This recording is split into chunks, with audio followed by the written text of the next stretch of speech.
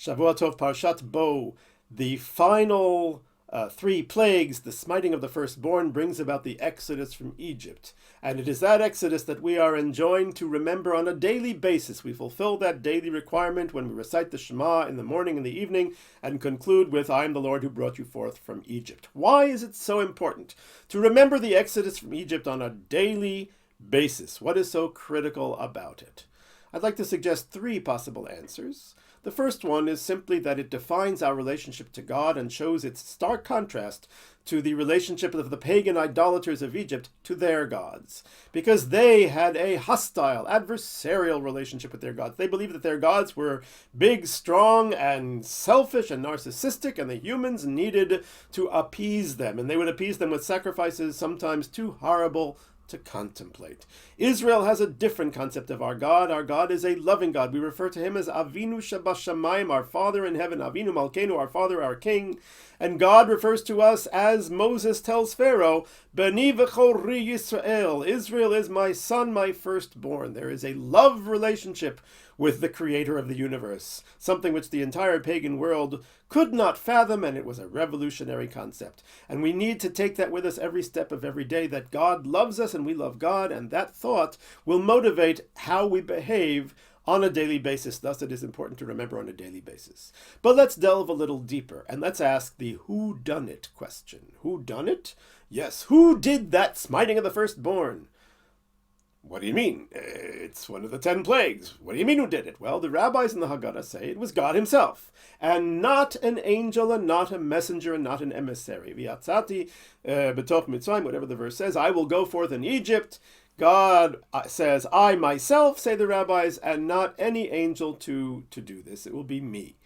But the Torah itself seems to imply that there was an angel involved. Moses says to the people that you have to bring the Passover sacrifice, and then you have to smear the blood on your entranceways, your doorposts, and your lintels, and then the mashchit, the destructive angel or destructive force, will not be allowed to enter your home. So that implies that there was a destructive angel or destructive force perpetrating, if you will, the smiting of the firstborn, yet the Haggadah says it was God himself. So who done it? This is a question raised by many of the medieval commentaries, and the more recent ones as well, and different potential answers are given. One answer is simply that God could entrust the entire job to an angel and an emissary and remain in heaven, as it were, and that would be the normal course of events, or God could come himself to oversee it, but it is still done by an angel. And that is one explanation, that basically the rabbis are saying that God chose to come himself to oversee it, and he always comes with an honor guard of angels to take care of the details, as opposed to letting the angels do it all themselves. And this is similar to something that we encounter later, that after the Israelites have sinned with the golden calf, God says to them, I'm going to send my angel in front of you. And the people are saddened and disappointed. Why so? Because it's a demotion. God was going to go before us in his own glory, as it were. But now, because we sinned with the golden calf, we're demoted to just having an angel. So that's one possible explanation.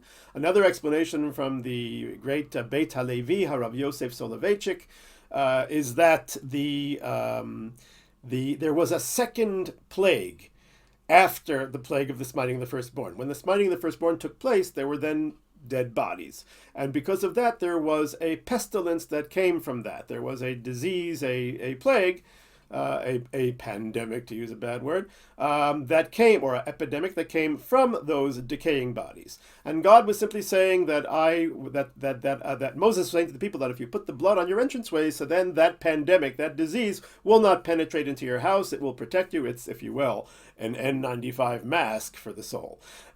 So that is another explanation of what the mashchit means, but really the actual smiting of the firstborn, that was God himself.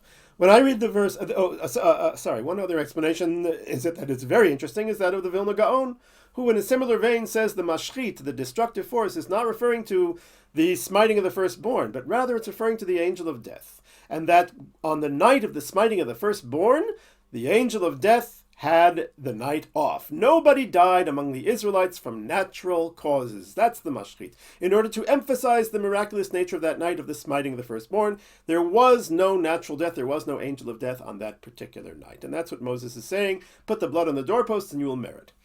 I would like to suggest a more simple explanation, And that is that Moses is saying to the people, if you put the blood of the sacrifice on your doorposts and on your lintels, the angel of death will not be here. And if the angel of death is not here, then that means that only God himself will be here. In other words, the verse is telling you, because you're going to do this tremendously courageous thing, and we'll just see in a minute how courageous it was, of this Passover offering and the blood on the doorposts and the lintels, then the angel, the mashchit, the destructive angel, will not come into your house, will not be anywhere, because then you will merit that God himself will come into Egypt and will take care of the smiting of the firstborn, as the rabbis say in the Hagada shel Pesach. In other words, our action here is crucial. If we show faith in one God, then God will come. What does this mean? You see, the destructive angel, what does that symbolize? I think it symbolizes the laws of nature, the forces of nature. The angels, which God uses to bring about certain outcomes, are the forces of nature because God is the God of nature. And so Moses is saying to the people, if you have faith in God as the God of nature, then there will be no angels that bring about destructive things. There will be God himself. And that is a very powerful thing. What is so unique about this Passover offering? How courageous, were the Israelites in bringing it? The commentary Akedat Yitzchak points out a number of factors which show just how difficult, it was to do it, and how brave the Israelites needed to be, because they were basically defying the Egyptians totally. They were destroying the Egyptian faith completely. Egyptian law held that a lamb is a holy thing, a holy animal, and if a person would be caught harming a hair on a lamb's back, they would be put to death according to Egyptian law. And here, what do the Israelites do? First of all, on the 10th of the month, days before they're going to sacrifice it, they tie the lambs to their beds to inspect them to make sure that they don't have any blemishes or imperfections. The Egyptians knew exactly why they were tying the lambs to their beds. The Israelites weren't hiding it, and yet the Egyptians were powerless to do anything. And then on the day when they were to bring the sacrifice on the 14th of Nisan, not at night, not in the darkness, not in hiding, in the middle of the afternoon, in broad daylight, the Israelites killed those lambs. And at the same time, they killed the nerves of the Egyptians who watched it and could do nothing to prevent it. And then the mitzvah is to roast the sacrifice. Now, roasting is different than cooking. You can cook by cutting the meat off and putting it in a pot, and nobody knows exactly what it looked like before. But when you roast, the animal is in its complete form. I had the dubious honor or pleasure or whatever of actually seeing something like that once. I was taking a walk in Long Island, where I grew up, and I remember seeing in someone's backyard they were roasting a deer, and you saw the entire deer on this thing, this, I don't know what the name for it is, this steak or whatever, and they were rotating, it was rotating over the fire. I didn't look too much because the thing was a little bit gross to me, but you see the entire animal. So the Israelites are roasting the lamb, keeping its shape, and the Egyptians should see it. And then the Israelites are eating the lamb, and they're sprinkling the blood on their doorposts and lintels. They're rubbing it in the face of the Egyptians. They're saying, "This is your God. What's happening to us? Nothing. We're actually going to be free, and we're going to be rich and free in just a few hours."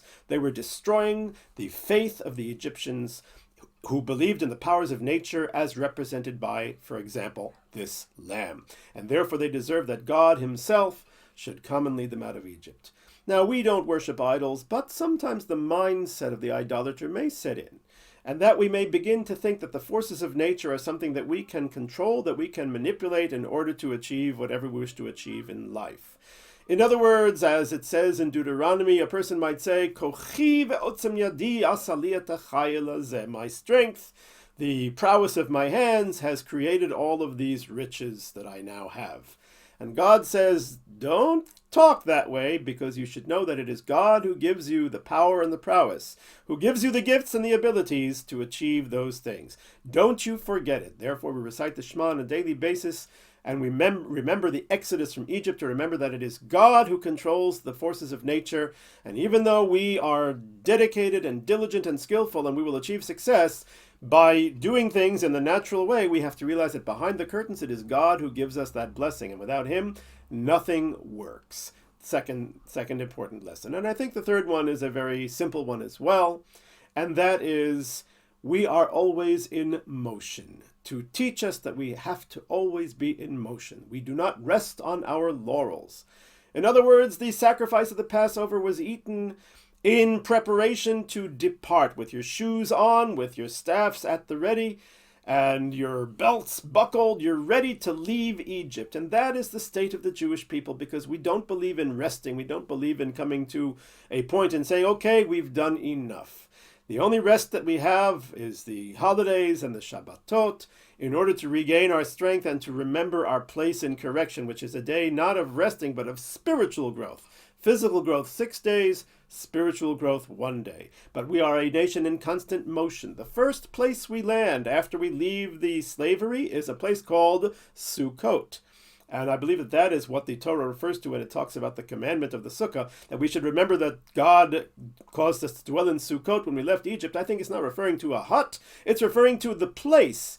But the place itself is reminiscent of the hut, and the hut implies temporary dwelling. We're only here temporarily to catch our breath and then keep moving throughout history. That is the nature of the people of Israel. That's why we are focused on our children and on our future, because we are entirely dedicated to completely being in motion, marching on the path towards fixing the world, towards Tikkun Olam b'Malchut Shaddai. We must remember that on a daily basis. Remember the Exodus from Egypt. It wasn't so that we should then go and spend our lives at some palace or in some nice hotel or just sitting around doing nothing. Rather, we have to be in constant motion, improving the world, improving our corner of it, each in our own way. Shavua Tov.